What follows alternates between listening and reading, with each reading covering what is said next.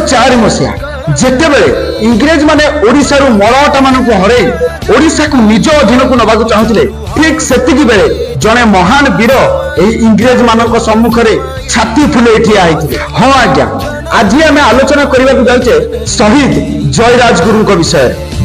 से ओडिसा रो शेष राजा मुकुंद देव समय रे मंत्री थिले।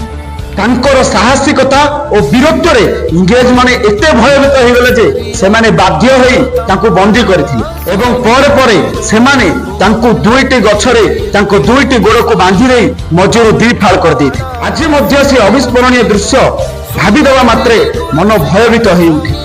इंग्रेज माने केवल तांको शरीर को नुह तांको साहस को मध्य भांगी देबाकु चेष्टा करथिले। किंतु जयराज गुरुंकर यह बलिदान ओडिशार स्वाधीनता संग्राम रे एक अमर इतिहास सृष्टि करथिला। एपरि वीरत्व और साहस थिबा योद्धा को मोर शत शत प्रणाम। वंदे उत्कल जननी।